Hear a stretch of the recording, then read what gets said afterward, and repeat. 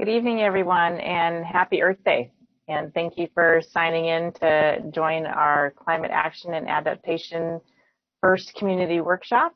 And as we're waiting for more people to kind of get signed on, I just wanted to do a highlight about President Biden inviting 40 world leaders to the Leader Summit on climate today and tomorrow.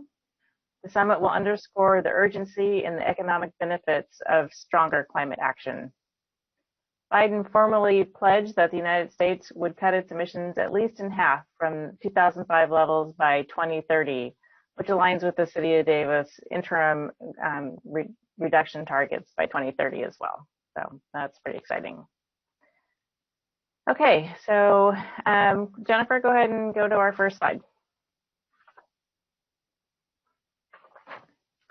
So just a brief overview of what to expect during this meeting. We'll do a brief welcome and introductions, go over the project goals and process. We'll talk about community greenhouse gas emissions, and then we're going to be doing a couple of different breakout sessions. The first one will be right after the greenhouse gas discussion. And then, and for anybody who's not participated before in a Zoom breakout, what happens is everybody will be invited to be moved into a breakout room, and each room will have a facilitator that will help guide the discussion. It'll last about 25 minutes, and then we'll all come back to the same meeting room again here. This allows smaller groups for a more open discussion. And then we'll talk about understanding what Davis's climate threats are, and then a second Zoom breakout where we can have a better discussion about that. And then we'll briefly go over next steps.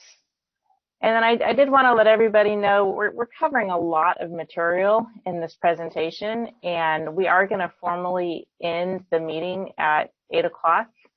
Our consultant will, not be staying on, but staff is going to stay on at least, for an hour if there's further discussion or comment. We just want to make sure everybody feels like they've had time to provide some input. Next slide.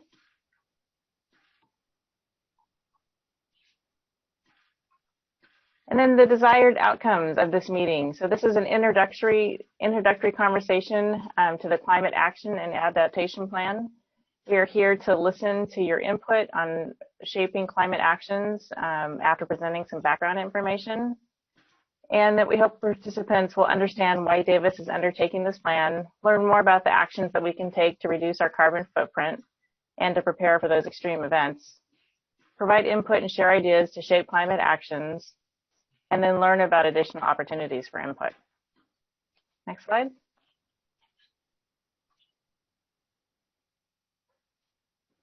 So before I get started with the team introductions, Lucas Frericks, our council member, is here, and I'd like to let him have a minute to speak.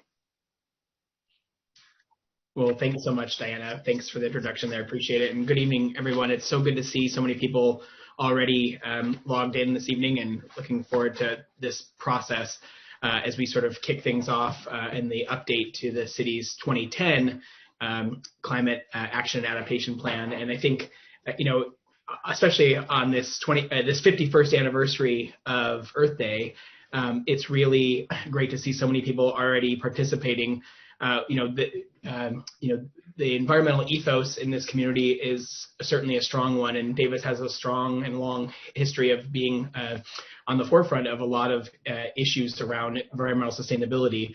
But we are really fortunate that the city, I think, was also an early leader in terms of an early adopter in terms of climate adaptation plans, and when we first did our first plan in 2010. But it's amazing how much obviously has changed in just over in the past decade. And there's no question that time is of the essence in terms of the climate crisis, and I think that we see that especially this past year, in the past several years, but this past year especially, with the massive sort of catastrophic wildfire season that we had in last August and September. And while we didn't obviously experience those fires directly in Davis, we of course saw the detrimental side effects of having the choking smoke and the toxic air quality that we were experiencing for a good part of the summer. Sadly and scarily, that seems to be more of a normal future for us in our community. And then, of course, layered on top of that now is we're entering another drought period again, or in a drought period. So I think it's really important for us to sort of keep some of those items in mind and thinking about, we all know the mantra of, thinking globally but acting locally. And so there's certainly a lot that we can do in our own community, especially in terms of adaptation policies. And we have such community expertise, both right here, members who work for state and the state and federal government. We have folks, of course, at the university. We have folks who are certainly, many cases, world-renowned and nationally renowned leaders in their own right who live right here and are citizens in this town. So appreciative of you all participating in this kickoff process. It is going to be, of course, I know it's going to be laid out later, but we're just kicking off this sort of update to this new plan in the year ahead. Actually, I'll just throw the quick link in the chat there as well. That is the main link on the city's website and the sort of the homepage for everything surrounding the Climate Action Adaptation Plan, in the sort of timelines and all the links that are for all the documentation and such as we sort of move forward. So again, thank you all so much for your participation this evening, and look forward to when taking the Climate Action Adaptation Plan that's formulated by the community and ultimately acting on a number of these goals and turning them into policy at the city council level. So with that, Diana and Carrie and other staff, thank you so much for the opportunity to say a few words tonight. And also really one last quick thanks to the key staff, Carrie Lux, Diana Jensen, who are really driving this process for the city. Thank you. Thank you, Lucas. Appreciate that. So I'm Diana Jensen. I'm the city engineer, but I am the project director for the CAP effort. And then Carrie Lux is our project manager for this effort. The rest of our team, city council is a big part of it, and so are the city commissions. We have an internal project team, which is a staff member from every single department. And then we are having community input, as we are doing tonight. And then we also have a technical advisory committee. And then we have an equity and inclusion working group that is helping us make sure that we do as good a job with outreach as we possibly can. AECOM is our consultant. We have Claire, Diana, and Josh are the leads on that team. And then they have subs from Baron Pierce and Energia. So next slide.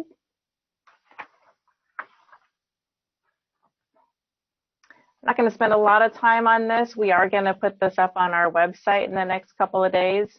Just shows kind of the org chart of the CAP effort. So we've got the group that I just introduced, as well as the city manager and assistant city manager. And then the city team, the technical advisory committee team, and then our community input. So next slide. And I want to quickly go over our kind of meeting room engagement. The best thing to do in these meetings with so many people is if you could mute and turn off your camera unless you're actually talking, that would be helpful. Please communicate through the chat. You're welcome to do that throughout the meeting. And then there will be a few moments where we'll be able to ask some clarifying questions.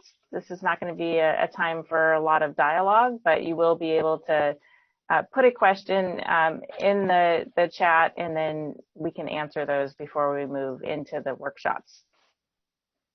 And then, as I said earlier, we are going to be doing an open discussion at the end of the workshop from 8 to 9. Carrie and I will stay on and answer questions or listen to input and take good notes. So please stay if you would like to.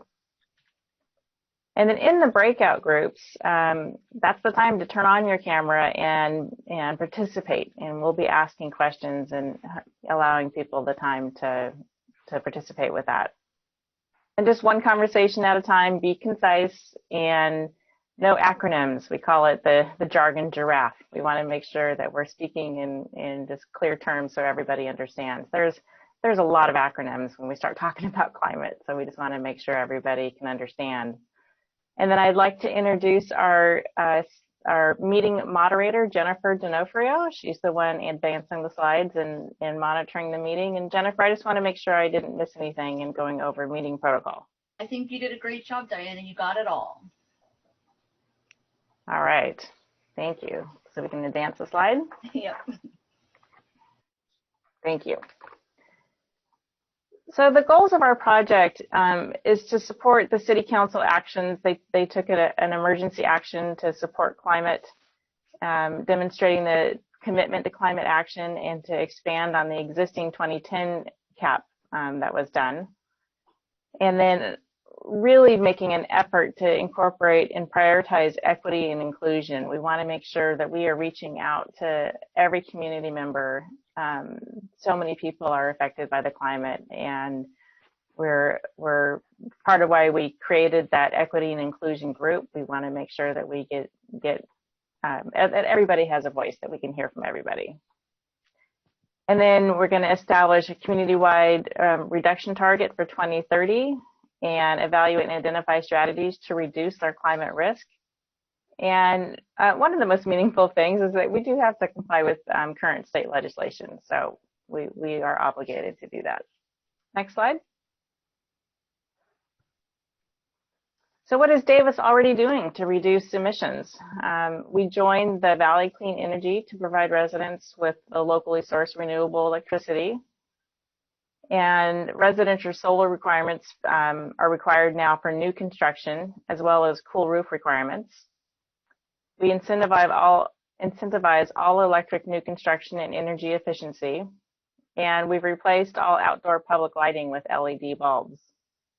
We are working on installing electric vehicle charging infrastructure. There'll be more charging stations around town coming up.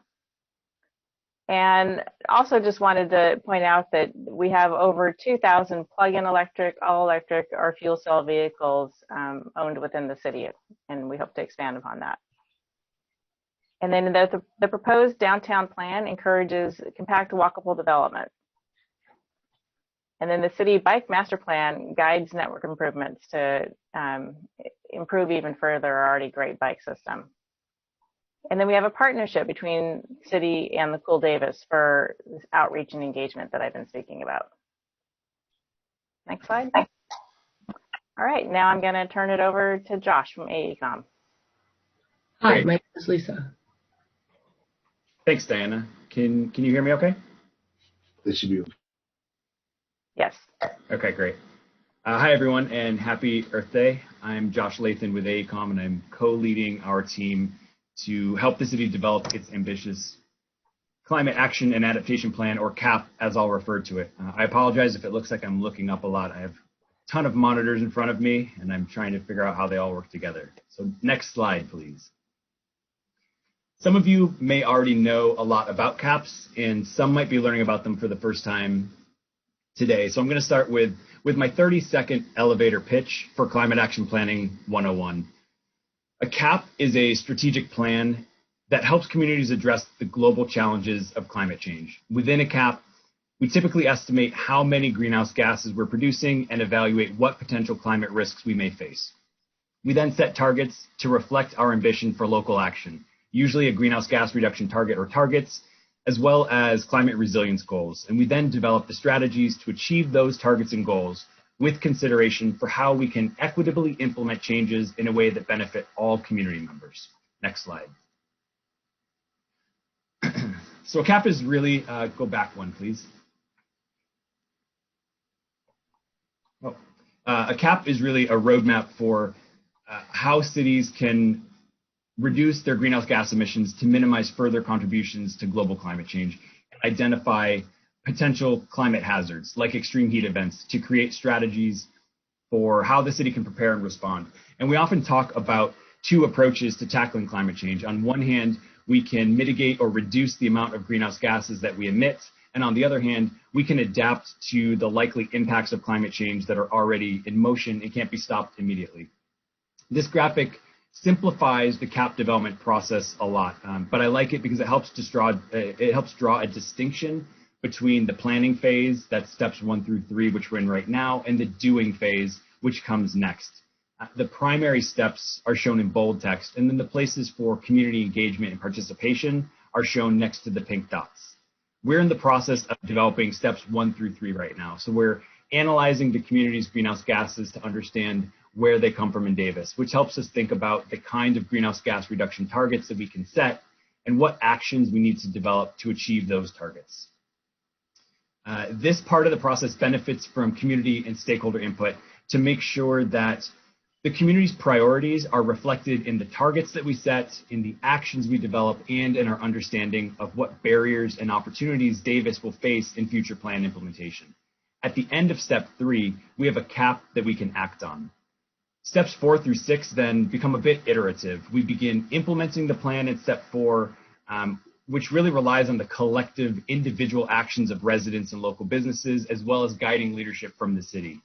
During plan implementation, we also need to be monitoring results to make sure that the changes that are happening are the ones that we're hoping are going to happen. In this case, are our greenhouse gas emissions actually decreasing like we expected? And if not, where are we falling short and why? And this monitoring information is helpful to guide future plan updates in step 6 because the plan is a living document and should be refreshed periodically to reflect new information as it's available. And again, community input is critical to developing a successful plan in the first place and continues to be important during future plan updates. Next slide, please. Okay, one of the primary goals of the CAP then is to find ways to reduce greenhouse gas emissions that come from activities in our community. And a good starting point is with the city's greenhouse gas inventory. An inventory tells us where our emissions come from, and it's organized into sectors or categories. The primary sectors covered by Davis's inventory are transportation. So this is our cars, buses, trucks, forklifts, things that are mobile sources of emissions in our community. And that sector provides almost 3/4 of the city's total emissions. Next is building energy. That's the electricity and natural gas used in our homes, businesses, and offices. And it includes things like using air conditioning during heat waves, or washing and drying laundry, lighting our buildings and streets. This sector produces almost 20% of our total emissions. And finally, we have waste. That includes how we manage the trash that we throw away and how we treat the wastewater that we produce. That sector contributes 7% of total emissions. The city had a greenhouse gas inventory prepared as part of a countywide effort, and it reflects emissions for 2016. So that's our starting point for this analysis, and it's the reference point for target setting. I'll also note that this slide, the previous slide represents draft results because we're currently updating the city's initial inventory to revise how transportation emissions are calculated. The change could increase or decrease this total, but it will give us results and information that are more aligned with how we need to use them in the CAP. Next slide, please. I'm noticing this is an older version of the presentation, so things will get squirrely in a little bit, but we're okay so far. This slide shows a little more granular detail for the inventory. As you can see, the largest wedge, that big blue wedge, is on-road vehicles. That's our cars. It's easily the largest single source of emissions in the city's inventory. As I mentioned, we're currently reevaluating this value, but it will remain the single largest source of emissions in the inventory when that work is done. The second and third largest sources then are residential energy use, shown in yellow, and again, that's energy use in our homes, and commercial energy use in the green wedge. And again, that's the energy in our businesses, offices, and city buildings. This kind of detail about where our emissions come from helps us understand where we can take action to reduce our emissions. Next slide, please. Once we complete the revisions to the 2016 inventory, we can then develop emissions forecasts to estimate how emissions might change in the future. And this often includes a business as usual scenario that shows how emissions could grow if no further action is taken. and an adjusted business as usual scenario that considers existing policies or regulations that we think will be implemented with a high degree of certainty. Things like the state's renewables portfolio standard that requires increasingly higher proportion of renewable energy supplied to the electric grid. We will be developing forecasts for the 2030 and 2040 target years that aligns with the CAP's greenhouse gas reduction targets. And it also lets us calculate the total amount of emissions reductions that we need in those years to achieve the city's greenhouse gas targets. Next slide. Okay, here's where it's going to go a little off the rails. So I'll try to do this from memory from an old version of the PowerPoint. What are the city's targets? What are we aiming to achieve in this CAP? The emissions forecasts are likely going to show some amount of growth expected in the future if we don't take further action. Next slide. Davis has already set a carbon neutrality target for 2040. So that means we're aiming for 0 emissions in 2040. Next slide. The CAP will also have an interim target for 2030, and that can be seen as a stepping stone on the way to carbon neutrality. 2030 was selected as a target year because it aligns with the state's own adopted 2030 target year and the local action in the climate emergency resolution, and because it can be a good check-in point to see if we're trending in the right direction for that 2040 target. And if not, it provides enough time to take action and course correct. So a question we begin to consider now as we're thinking about potential CAP actions is, what should that 2030 target look like? How aggressive can we be over the next 9 years or so? Because we want a target that is ambitious, but also achievable. Next slide. So I think do the next 2 slides as well, please. So there are different lines that you could draw from where we are in 2016 to where we want to go in 2040. One more slide, please. You could do a straight line. That could be one target option. You could be a little less ambitious in the near term and then more aggressive after that. That's the green line. Or you could be incredibly aggressive right out of the gate and coast into 2040. That's the blue line. One more slide, please. My memory's failing on what might be in here. Okay. The final 2030 target that we select probably falls somewhere within the range that's shown here, somewhere between that top green line and the bottom blue line. Picking that final 2030 target is going to be informed by community input about our priorities for how aggressive we should be, the results of CAP action modeling to understand feasibly how aggressive could we be, and then feedback from city staff and elected officials. Next slide, please. So the next steps for the CAP team from here include things like collecting community input on potential actions. So that's starting today in these small group discussions we'll have, as well as the CAP survey that's now available. Then finalizing analysis of that 2016 inventory and developing the emissions forecasts, reviewing what the city has already achieved and has planned to implement, and then defining draft CAP actions and ideas and going back to the community to vet those new ideas through more workshops. Then the easy part comes in, writing the plan, doing environmental review, and implementing this bold strategy. Next slide. So we're going to pause here for a moment, and we're going to take a group poll. The CAP will provide community benefits beyond greenhouse gas reductions and climate risk reduction. And we'd like your thoughts on what kind of additional benefits are most important to you. So from this list that's shown on the screen, go ahead and please choose your top 3 preferences for additional benefits in these actions that we develop. Now give folks a moment for final answers to come in, and then I'll read the results that we're seeing.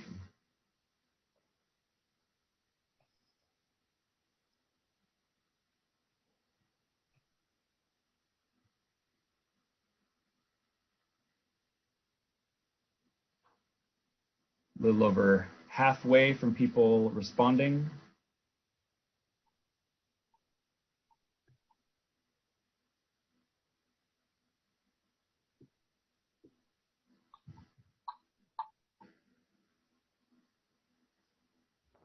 This is like popcorn in the microwave. I see the number of you participating slowing down. I think at some point we'll just go ahead and close it. So a couple more seconds here before we wrap this up.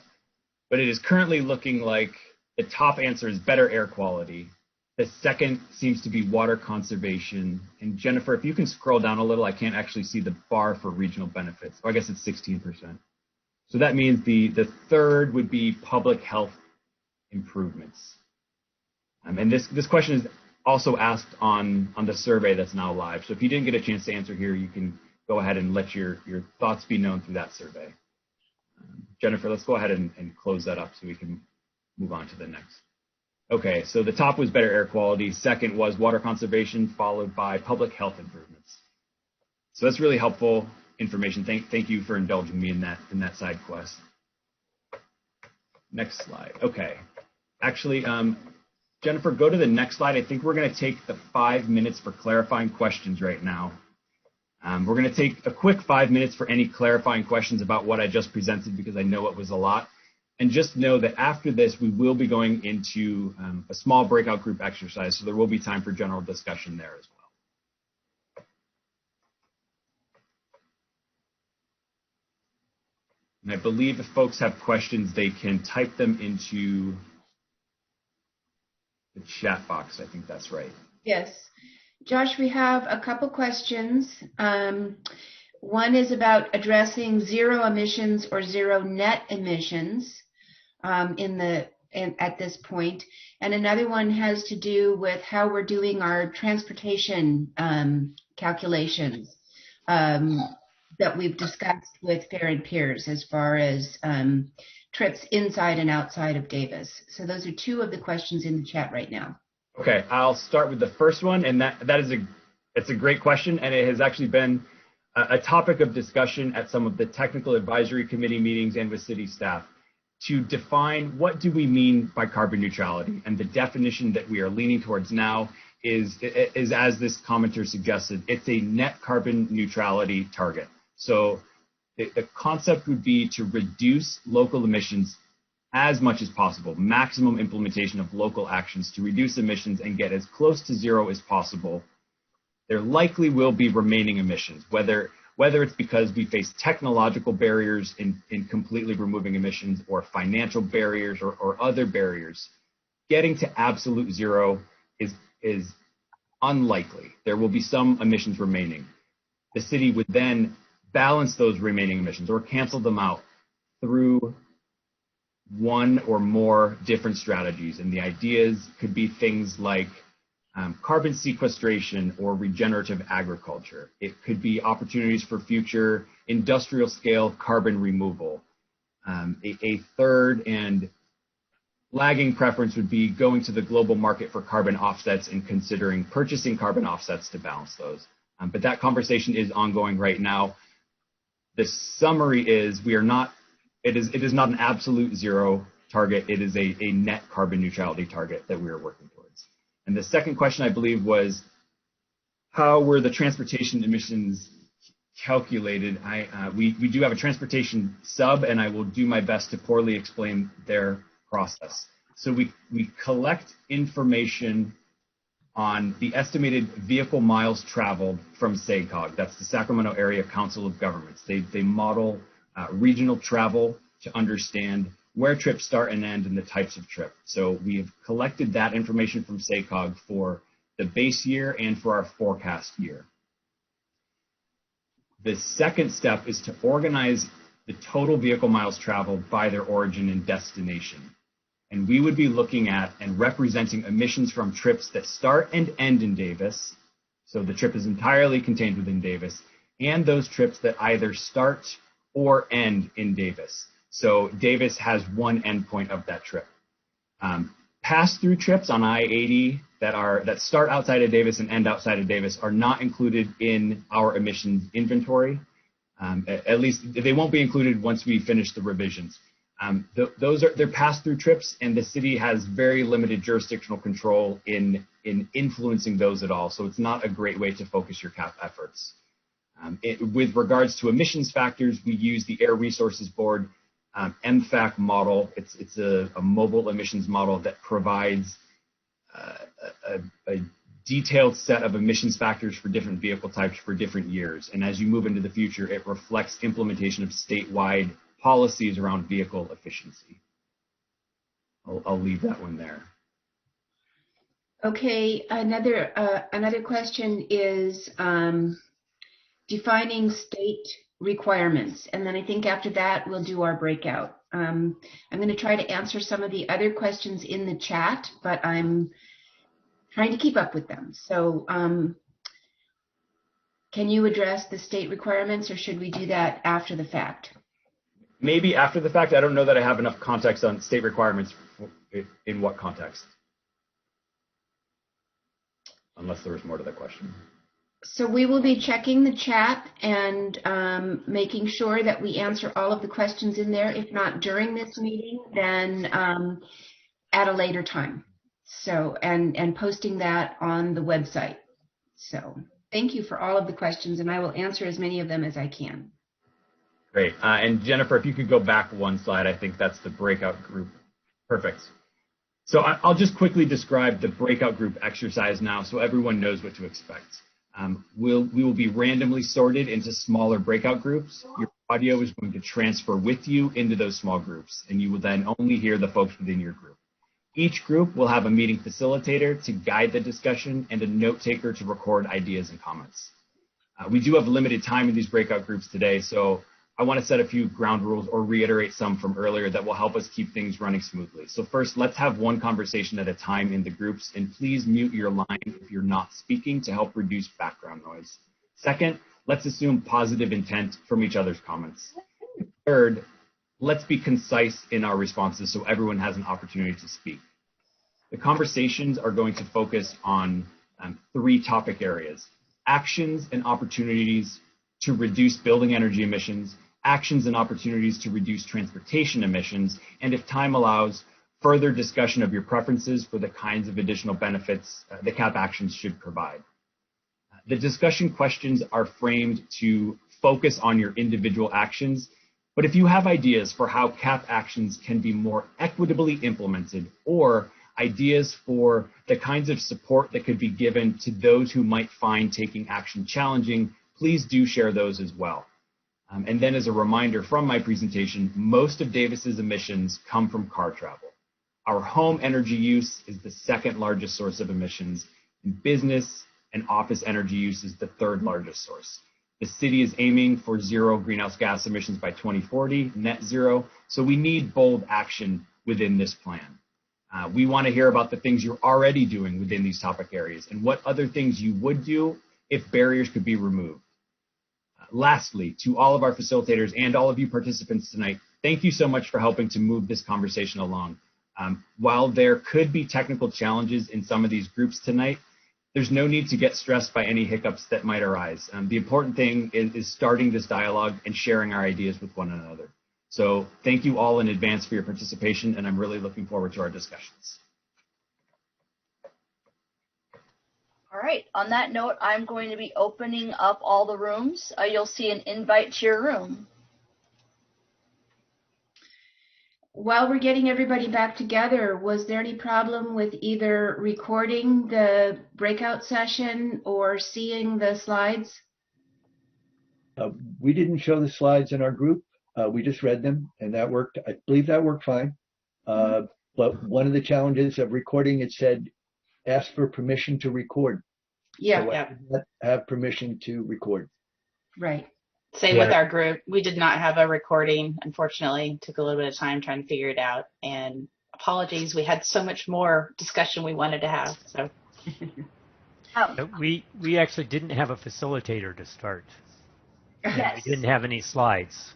Okay. So, but we managed. I think that recognizing that there are a few glitches is an important thing to do. And like we said at the beginning, the discussion is the most important part.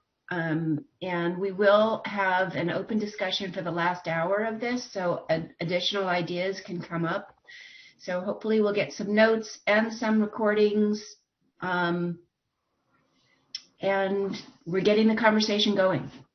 Yeah, and Carrie, if I could add, the chat function and all the breakout rooms automatically goes to the overall chat. So if you open the chat now, you'll be able to see kind of comments from each group in there as well. So you can save the chat for note-taking purposes as well before the meeting ends. Yeah, we're doing that. Thank you, Dago. Okay, so we're all in the same room right now, right? We have 84 people in our room right now. Okay, great. So we want to, I believe, now go to Diana Edwards, unless anyone has some burning issues from their breakout group that they'd like to talk about. We haven't really set aside too much time for that, but maybe a minute or two, and then Diana can take over. Actually, I want to say one quick thing. The breakout room that I ended up being in, I dispersed you all into other rooms where there are facilitators. So you're not going to be with the people you were with before, but the conversation will still be wonderful. Thanks, I had a question. Will we be able to know what was discussed in the other breakout rooms? We have had note takers, and some of the breakout rooms were able to record, so we're going to try to get a sense of all the conversations.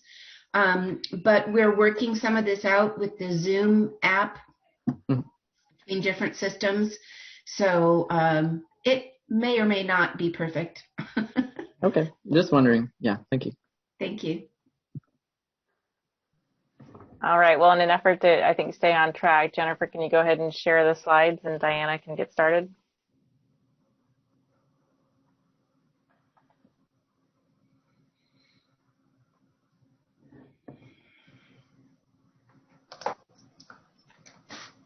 Perfect. Thank you. So while she's advancing the slides, just want to introduce myself. I'm Diana Edwards. I am a climate and environmental planner with AECOM, and I'm managing the project on the consultant side of working alongside with Josh on this project. So here we're going to talk about some of the climate threats facing Davis. So next slide, please.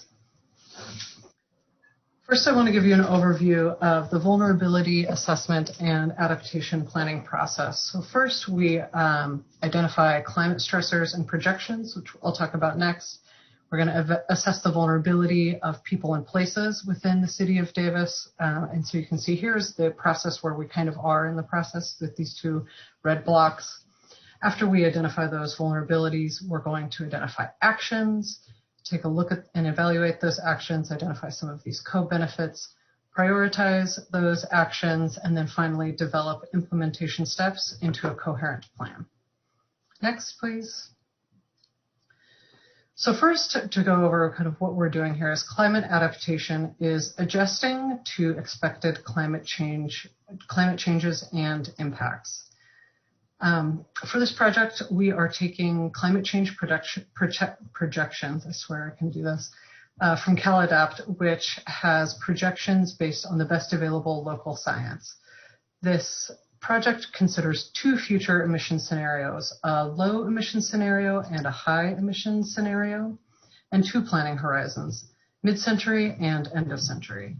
And for the vulnerability assessment, we looked at the existing FEMA flood maps so we can understand where future flooding may occur. Next slide. So we're looking at a few different climate threats facing Davis, and this includes poor air quality, and that can be from wildfires outside of the city that we've all experienced this last summer, especially looking at drought, which may be something that we're going to be facing in this year ahead, looking at changes in precipitation, which may lead to more intense storms and more of that localized flooding, and then looking at increased temperatures, where annual temperatures in Davis may totally increase. Extreme heat, those days above 104 degrees, we may have 30 to 50 of those days per year by the end of century. So a month to a month and a half of days over 104 degrees. And heat waves, which are, our heat waves of 4 or more days. Right now we have one of those about every 5 years, looking at maybe 4 to 8 of those by the end of century. So we'll move on to the next slide. So one of the things that we did to look here at the vulnerability of people and places is we mapped places that we mapped people and places that may be sensitive to climate threats. We looked at 8 publicly available social vulnerability indexes to help us identify vulnerable communities, and ultimately chose the Sacramento Area Council of Governments Environmental Justice Communities Index. And this identifies communities with a concentration of indicators including pollution, socioeconomic status, household composition, race, ethnicity, language, and housing. We chose this index because it was developed through a robust outreach process. It's been approved and adopted by the SACOG board, is partially based on CalEnviroScreen, which is a state tool, and it most closely aligns with regional planning efforts. It also has more granular data than some of the other social vulnerability indexes that we looked at. What it shows is that approximately 43% of the population of Davis are living in environmental justice communities. So we'll move on to the next slide. One of the other things we looked at is the physical assets in Davis, and that includes transportation infrastructure, energy infrastructure, water infrastructure, parks and open spaces, buildings and facilities, and emergency response. So we also looked into some other impacts in Davis, including health. So for example, in Yolo County, some of the top health issues include obesity, heart disease, and diabetes. And we know that some of our climate threats exacerbate these issues, especially heat and wildfire. It is also known that health and socioeconomic issues are correlated to increased sensitivity to these climate hazards. And we also looked at some other exposure to climate hazards, including outdoor workers, people who bike and walk or take transit, who may be exposed to extreme heat or wildfire by being outside during those times. So some of our other results, actually I'll take a look here at this map. So this map, I don't expect anybody to read it on your screens, but this just takes a look at some of those physical assets overlaid with the 100 and 500 year floodplain and our environmental justice communities, just so we can kind of see where future flooding in the city of Davis may occur. Of course, extreme heat and wildfire smoke doesn't stop in one neighborhood or another, so those are kind of more uniform impacts across the city. Next slide. So some of the results show us that these intense precipitation events could impact the 100-year flood zone. And in that flood zone is the wastewater treatment plant, Sutter Davis Hospital, some of the potable water wells in the city, and all of the city stormwater pumps, but they're likely placed there to move that water through the system and out of flooding the streets. We're seeing potentially 1 mile of Highway 113 could be flooded and 13 miles of city streets. In terms of extreme heat or some of the planned safety power shutdowns from PG&E could impact emergency response infrastructure if backup power is not available. Brownouts could happen during extreme heat and poor air events due to increased energy demands from air conditioners and air purifiers, and surface heat caused by the urban heat island effect could increase heat and poor air quality in some parts of Davis, as poor air quality is associated with increased heat, especially ozone. So what is the city already doing to kind of help and prepare, adapt, and adjust to some of these climate threats? So we know that drought is coming and it's been here before. So the city is already meeting some of the water reduction targets, which is fantastic. And we have completed a detention pond survey so the city can know, what steps to move forward so that we can move stormwater through the system quickly and get it off the streets and out of people's yards. The city's planted more than 600 shade trees. And as we heard before, there's the cool roof requirements that can kind of help mitigate the urban heat island impact. And during times of heat waves and wildfire smoke, the city has opened cooling centers and weather relief centers. So these are just kind of some of the first actions that the city's already taken, and the adaptation plan will build upon these so that we can start to prepare the city for these climate threats. So the next steps in the process will be to develop a menu of additional adaptation strategies, which will incorporate some of the ideas that we'll talk about in this next upcoming breakout group. We'll take a look at evaluation criteria, evaluate those strategies, and as I said, prioritize those strategies and get that into an implementable adaptation plan so that we can be ready for climate change in the future. So I think here we're going to we'll head on to the next slide and do some additional clarifying questions, and then we'll do another breakout group.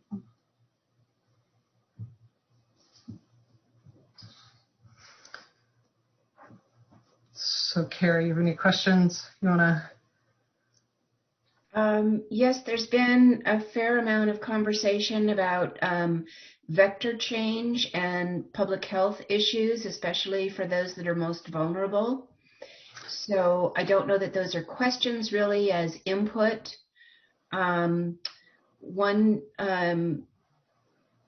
As well as the bimodal age profile, that aging and elderly are more vulnerable. So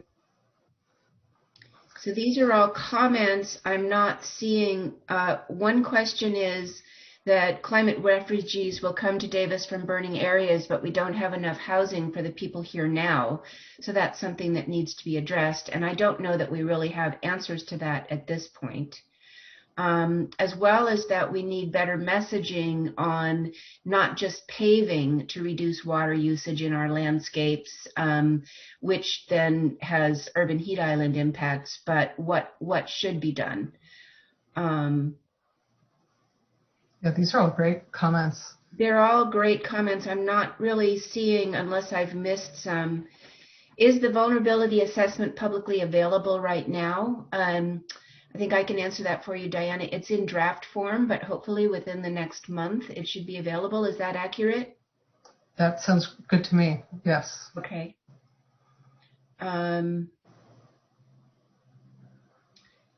So, and then a question about the difference between people that are students now and therefore lower income, but others whose life situation makes them very, very low income. Again, a comment, not a question. And then previous comments have had to do with dedicated meetings on specific issues such as transportation and building energy and sustainable land use policy, et cetera. So we do have some of those workshops planned, but there may need to be some additional issues, such as that we're going to address equity in an added workshop to get community perspectives on that. So we're going to have to take a look at all these chat items in more detail, but as far as I can tell, there aren't clear clarifying questions at this point. Yeah, I think we better go ahead and get started with our breakout sessions. Wonderful, thank you. All right, I'm going to open the rooms. You're going to be in your rooms this time for 20 minutes. 15 minutes.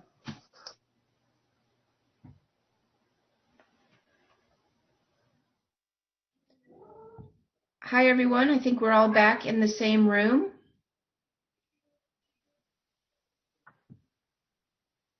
Okay, Jennifer, do we have everybody back? Yes. Looks like it.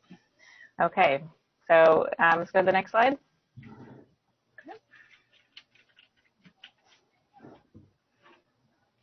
So I just wanted to point out that we do have some upcoming input opportunities. We have the survey that is active. We'll share that. That link will be on our main webpage. And then we will have a second workshop probably in July. And then we'll have another one in September. So the workshop, I think the third workshop is going to be on a different topic, but we will have a couple more workshops and opportunity for everybody to participate. And we're hoping to have a draft plan available in November, early December. So go ahead and go to the next slide, Jennifer. So if you go to our main website, you'll be able to click on the sustainability tab and get over to our CAP web page. We're working on a QR code that we can start putting on other information so that you can click on it and quickly get to our web page. The survey link will be there. We really encourage everybody to take the survey.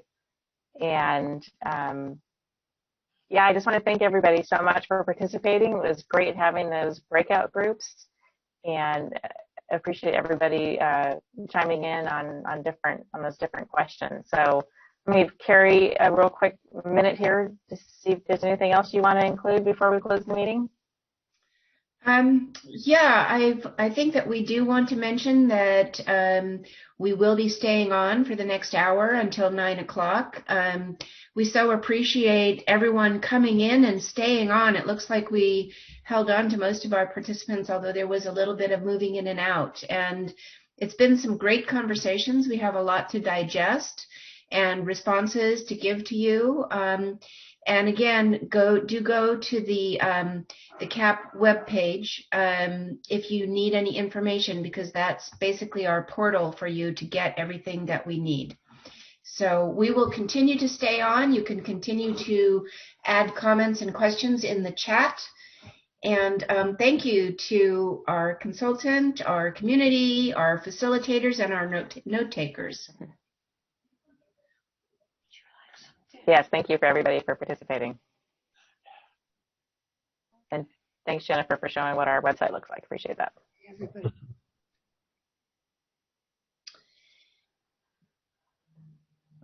So as we enter this, kind of last phase of this evening, please just speak up if you have a comment or a question. If we get too many people speaking at once, maybe we'll do raising hands.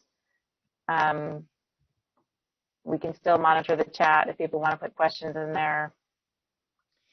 I think we can have Jennifer call on people if they raise their hands, either physically or, for this part, maybe we don't need to screen share. What do you think? And then we can see more people. Yeah, sure. I was sorry. Perfect. Is it off? No. Not yet. Hold on. I don't know why. It's okay. So people may have comments from their breakout groups or responses to things that were in the presentation, or other comments. So, and I think comments in the chat are great, but speaking up is also helpful during this stage so that we can get the conversation going. Yeah, so if you would like to speak, just raise your hand. Oh, Larry, go for it. Okay, so I live in Old East Davis, and not just because I love the people here, but I think it's actually, dare I say, a model neighborhood. We have businesses, houses of worship. We got multifamily housing. We got single family housing, multiplexes, duplexes, quadplexes. And it's all in the same place, and it's a great neighborhood. For a residential neighborhood, it's a very dense neighborhood. But like I say, it's also got businesses. So it is walkable. It is bikeable. I think it's kind of more what we need than the kind of standard suburban zoning that, for a long time was the paradigm in California. And yet it's still the quality of life in this neighborhood is awesome. So I think you can do both if you think about it and do a good job, and if one use or type of building doesn't basically overwhelm the rest. I think it all works really well. It's also, by the way, phenomenally diverse economically and ethnically. So, I don't know. I like it. Yeah, really, really good points. All right, I'm going to hand it over to Roberta. You have the floor. So I've said this a bit in the chat already, but I do hope that one of the future meetings, I look real quick, it didn't seem like it, could talk about the possibility of us doing more local energy generation. So requirements, I saw requirements that new housing have solar, but also new businesses and solar panels on parking lots. And, you know, so if transportation is an issue and we want people to be shifting to electric cars and charging their cars, then that, you know, that means that we also want to do what we can locally to, you know, reduce our carbon production. So I think if that's not in a future meeting, it really needs to be. Good insight. Thanks for that. Scott, you have the floor.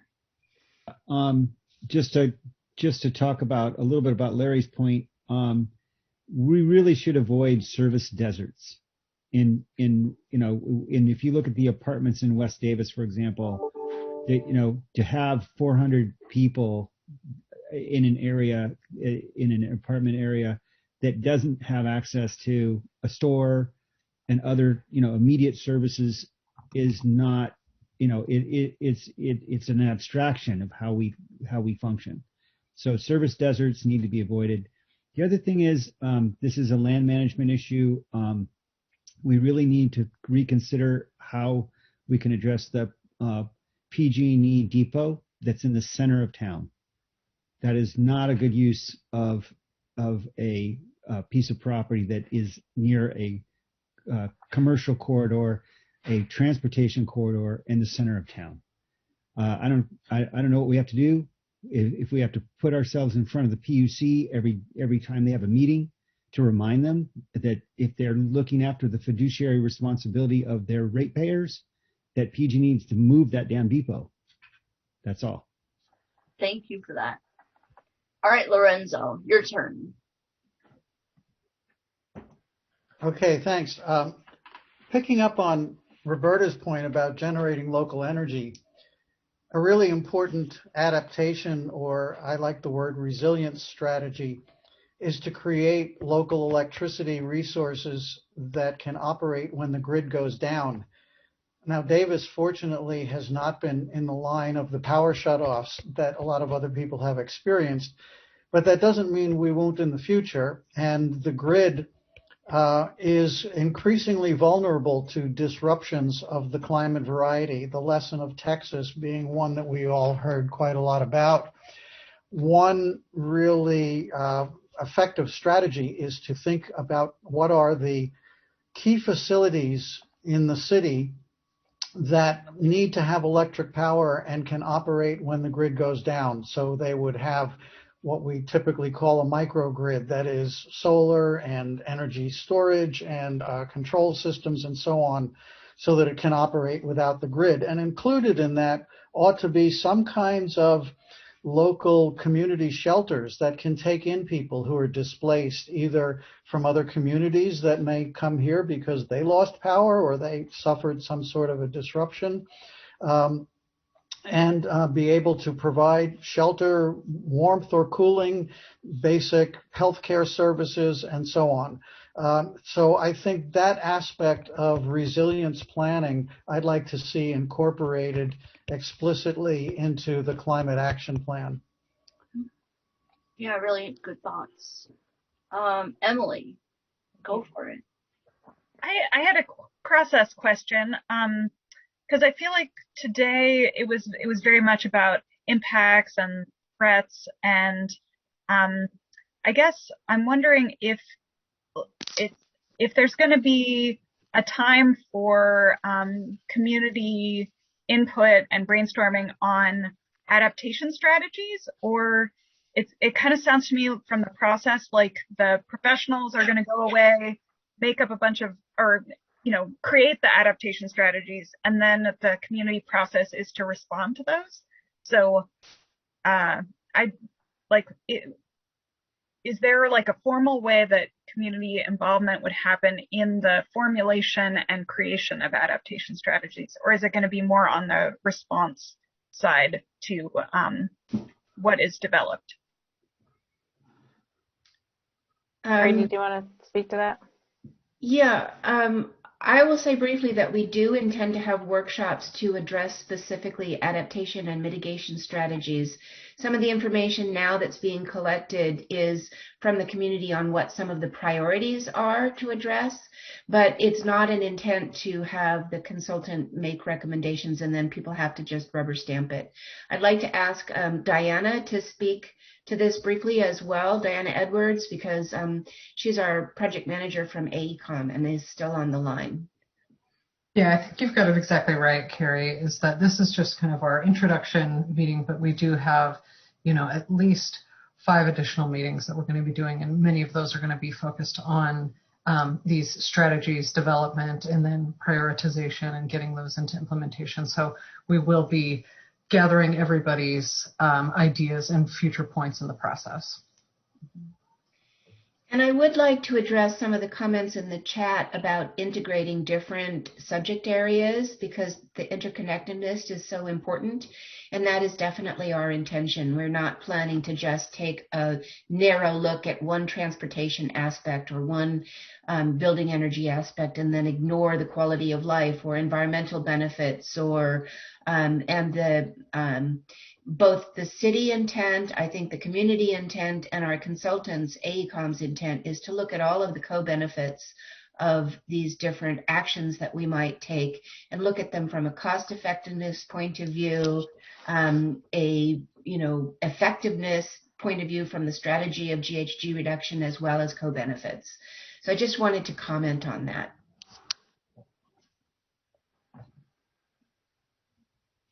Great. Emily, did you have anything else or? No, thank you very much. And I think a lot of people get excited about the adaptation strategies, so I'm just being impatient. So thank you. But I'm looking forward to tracking this process. All right, Chris, you have the floor.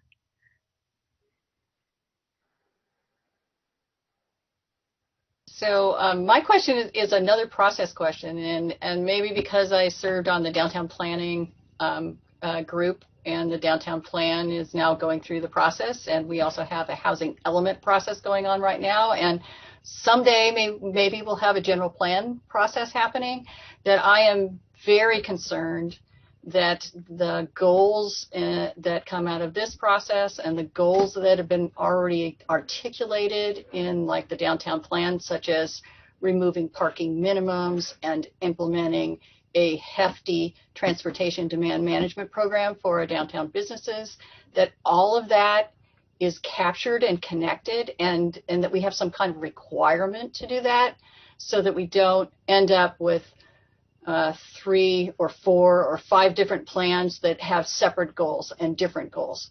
So I want to know how the city staff and leadership, I think, is the mayor still here with us, are going to address that so that the staff know that they have to make that happen in these processes. Thank you. Thanks, Chris. And I just wanted to say that, that's part of why we have kind of the 3 different parts of input to this whole process. We have the city staff team, and like I said, we have a member from every single department and broken out even further into some of the different divisions, partly just for that reason, to make sure we don't miss what somebody else has going on. A lot of those staff members are actually the commission liaisons, and so they are able to let us know what's going on at different aspects, that the commissions are taking on. We have people in the group from planning, so we've already talked briefly about the downtown plan and how we need to make sure that's coordinated. So it's an excellent, comment, and I think we are set up to do our best to not miss those things, to be able to coordinate. Thank you. Great, thank you. That's helpful to know. Stacy?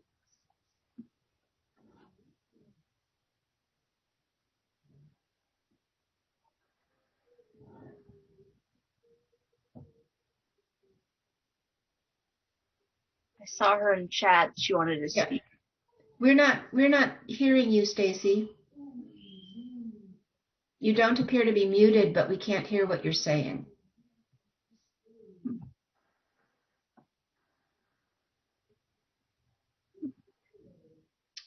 Stacy, since we can't hear you, maybe you could just write your comment in chat, and then if you have more comments, you could email Carrie. Yes. I'll put my email in the chat again. Perfect. Anybody else would like to speak?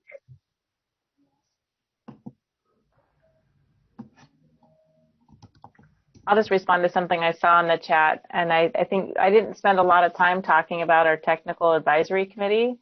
That list of people is available on our webpage if you want to go see who is participating in that group. We do have a wide range of experts. Many of them are local.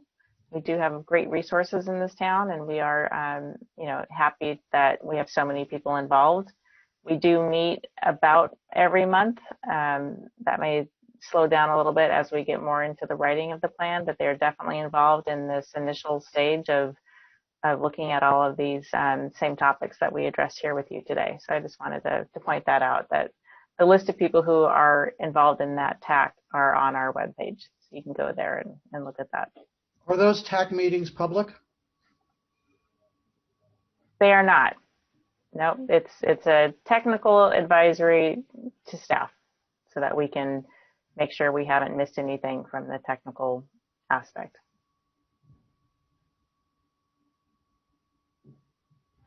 Stephanie, go ahead. Hi, my name is Stephanie Coop.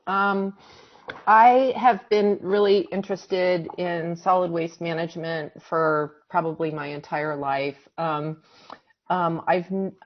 participated in the apartment move out for probably the last 6 or 7 years, and it's a wonderful program. I just am continuing to be really concerned, though, about the amount of reusable items that continue to be thrown away.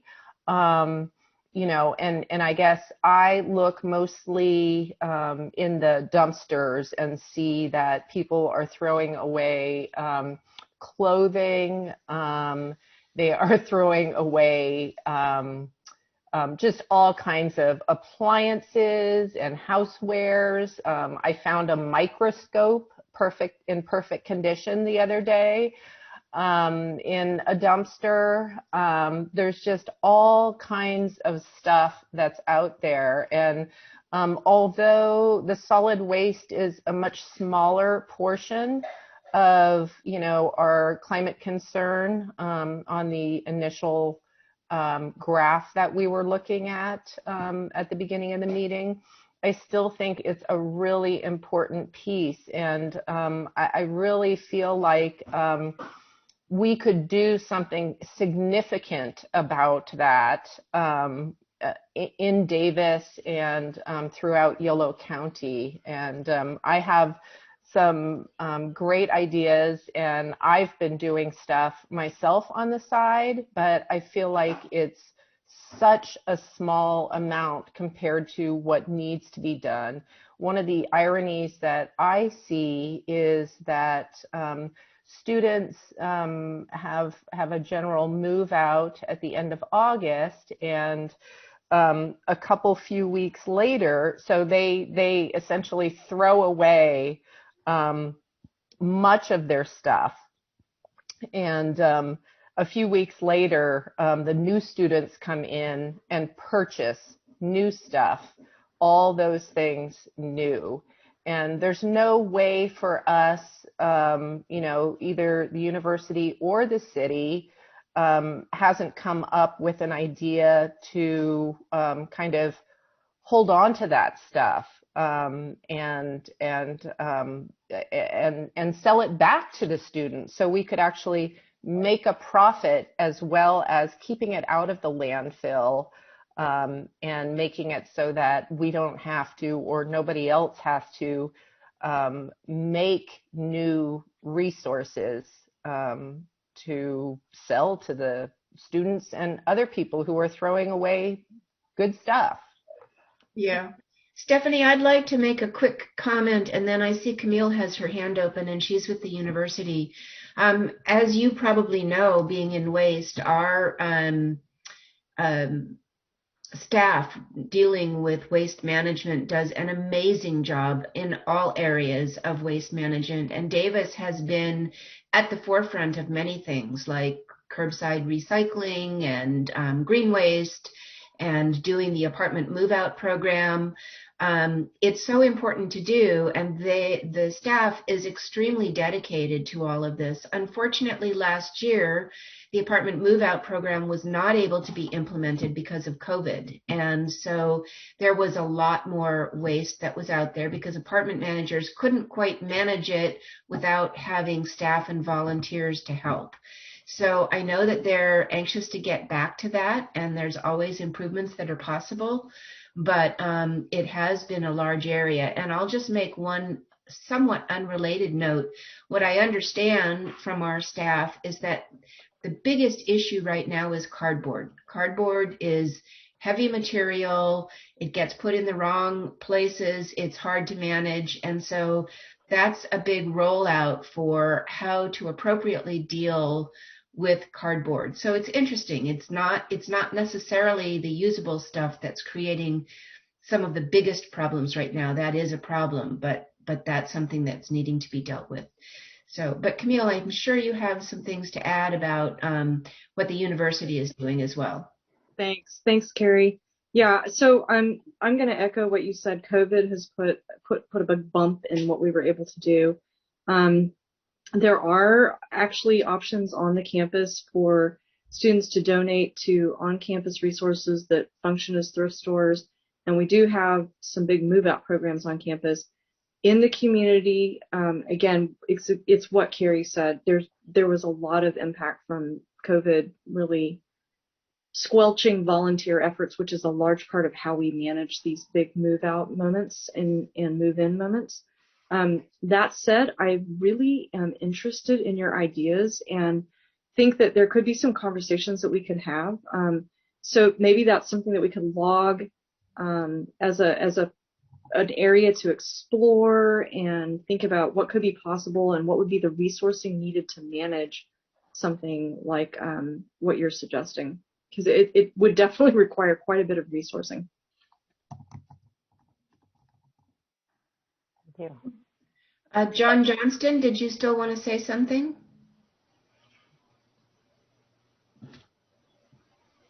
There you go. Yes. I wanted to pick up on, this is in the nature of a question. I want to pick up on what Stephanie was talking about.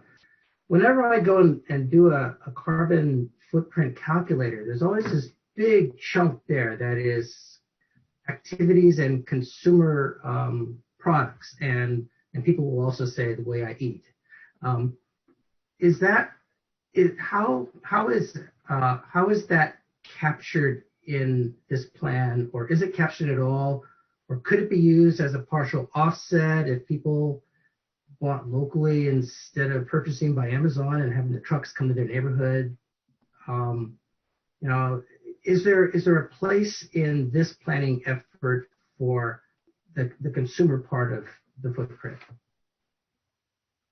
And like I said, that's a question. I don't know how. I'm wondering what the team is thinking about these days.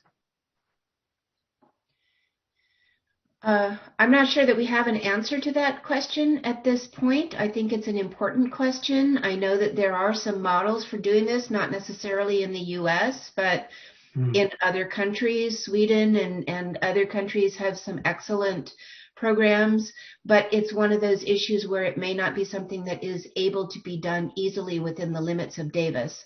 So I can't answer that, but it's something to continue to consider because I think it's an important one. Related to that, the comment about sheet mulching is such an excellent one. If our problem is cardboard, let's save it and distribute it so that people aren't buying cardboard to do sheet mulching for their landscapes. Just a few thoughts. And can I add one thing, Carrie? Maybe it's also time to have some conversations with some of the sources for this cardboard, which I'm going to guess is like a lot of it's Amazon. Just going to put a little thought out there. Maybe it's time to have some conversations about what this kind of impact, because we're not the only city experiencing this. The campus is burdened under cardboard too. It could be an interesting conversation to have about why is it our burden? You shipped it in the cardboard. Maybe you should take that cardboard back and do something with it and not just leave it to us to deal with. So some producer responsibility and shipper responsibility might be also a part of the conversation that we could have. And maybe that's a regional alliance conversation. Well, that's exactly what they do in Sweden. They rely on their manufacturers to participate in the collection of or mitigation of packaging.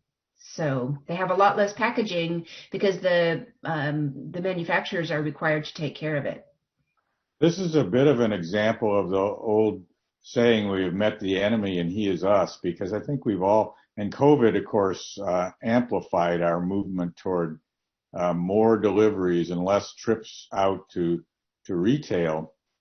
And so one of the things we have to figure out is whether that's, to what extent that's going to stay with us. But clearly an awful lot of cardboard is involved with packaging, and Amazon has made several forays, it seems, into more recyclable packaging, but they don't seem to close the loop on that. I was thrilled to see the Amazon packages start to come that were plastic bubble pack and had the recycling symbols on them, but then the fine print said you got to peel the paper off, which is almost impossible. The label won't come off, and then you can't recycle those things in the Davis recycling program. Apparently, if you collect them and take them over to the Amazon store on campus, maybe they'll take them. I don't even know that for sure, but we've got to get a handle on this situation where it's a triple whammy really, because it's all the extra cardboard that might not have been there at all. It's all the delivery vehicles. Do those save the environment compared to everybody going in their own cars? Not if we're driving EVs. Why aren't those? And anyway, it seems like it's a major societal issue, and the question of how we can deal with it locally is a really big one.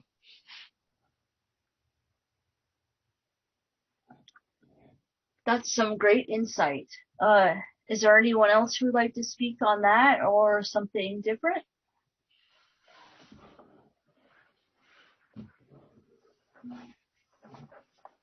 Oh, Leslie, go ahead.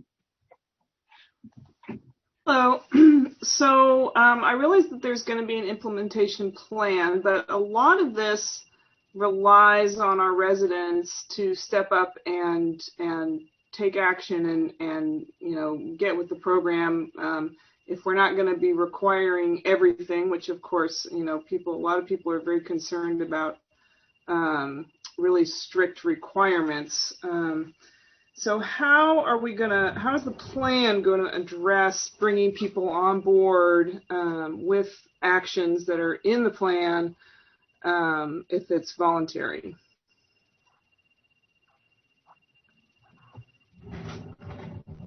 Well, I think that'll be part of our discussion as we move through this, especially with our equity and inclusion outreach group. How do we make our adaptation part of our plan available to everyone with incentives, or how best do we get everybody involved?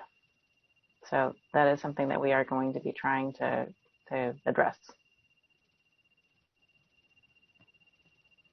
Well, and of course, this is a community-wide plan, so the city cannot do everything. They can't force. So behavior change is a huge component of what we need to do. And you're right, figuring out how to do that is something that needs to be incorporated. So.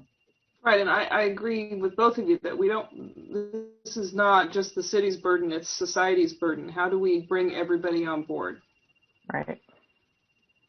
I did want to point out too, just talking about Amazon, I know that if you use the Amazon drop-off location that is on campus, you can bring items back without a cardboard box.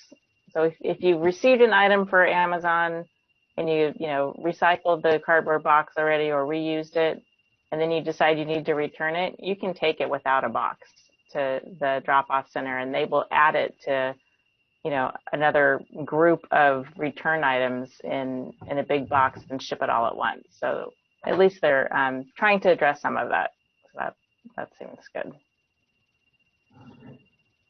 So they create another box. Well, but there might be 20 items from 20 different people in one box as returns instead of each individual person putting their return in a single box. I was trying to imagine drone delivery without the boxes, but then my mind immediately went to what the Amazon warehouse would look like if you didn't have everything in nice stackable boxes. Yeah.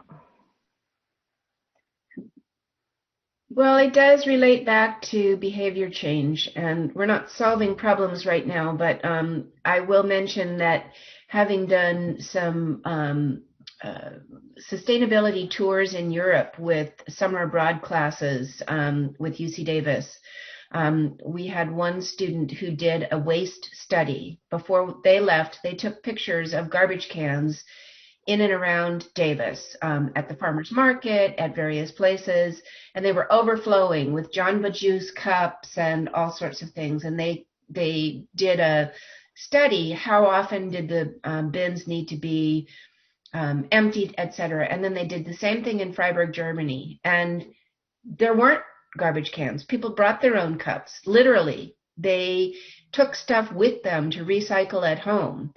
The the composted stuff was composted. So it was a really interesting study in behavior change by what expectations are. And we in the US and in Davis have an expectation that we're going to have all of these things handed to us in pristine new cups, and then we're going to get rid of them and then order the same thing the next day as compared to other places. So it's interesting what can be done when you focus in on it. So sorry for that. Yeah, Carrie, I really appreciate bringing that up. I mean, this is a cultural shift that we're tackling here. It's not just a technological shift. It's changing the culture. It's changing the way people think, and that's obviously a huge challenge. Okay, we have about 20 minutes left. So if anyone has any more thoughts.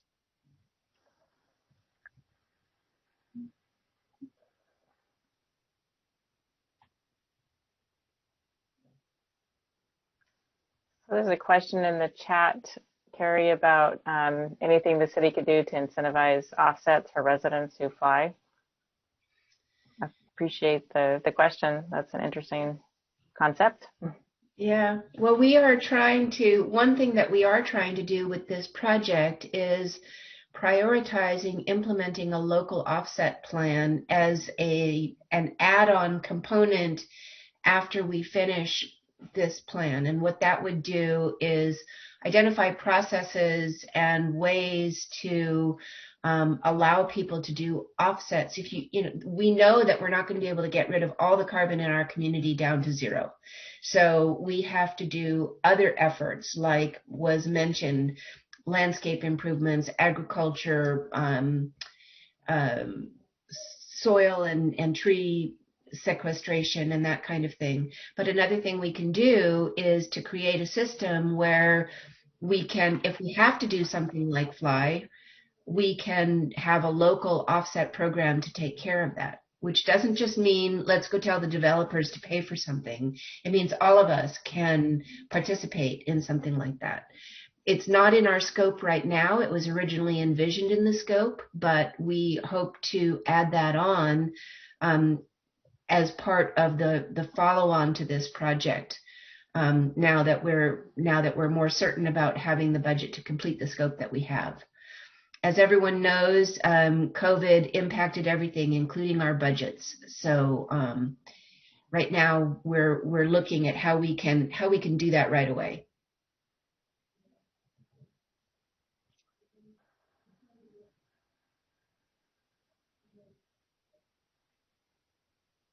Carrie, is there anything else? Okay, well, go ahead, Diane. I was going to say, if there's no other questions or comments, I think we'll go ahead and close this part of the meeting.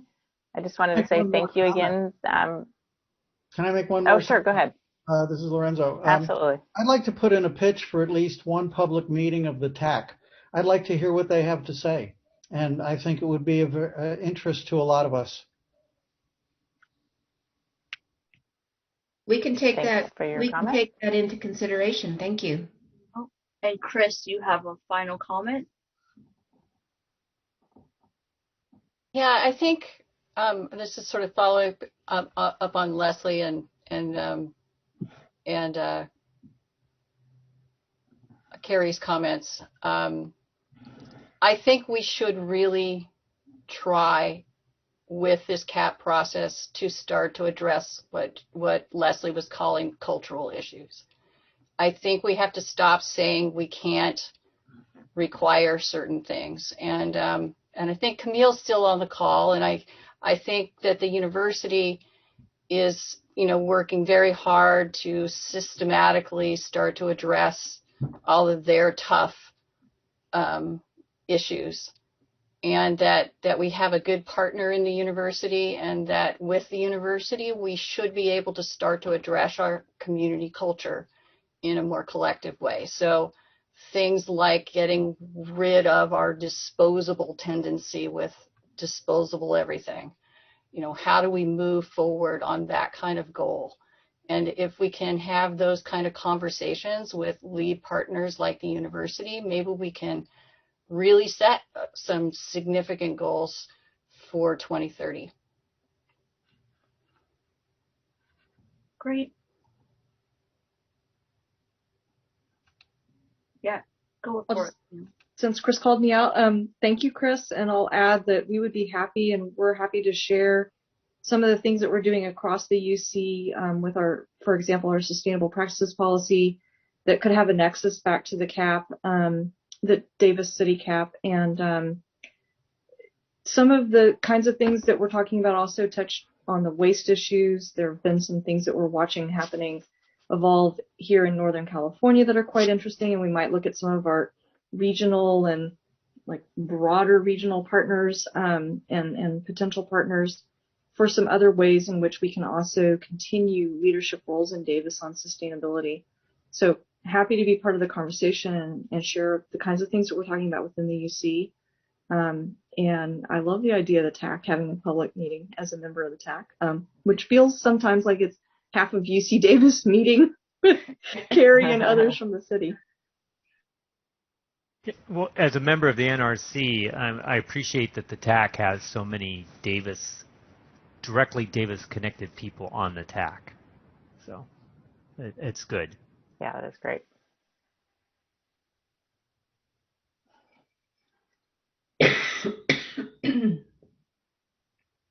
Okay. Well, again, thanks everybody for joining us today, and really appreciate your input. And please check out the website if you haven't done the survey already. I would really appreciate if you did that. Share it with anybody else that you know. And I just give Carrie one more chance to say anything before we sign off. Just that the last 25 people get the big prize for sticking it out to the end. Thank you. Thank you very much. And Jennifer, thank you for moderating the meeting. Appreciate it. No problem. Thank you. Have a good night, everyone. Thank you. Happy Earth Day. Bye. Happy Earth Day.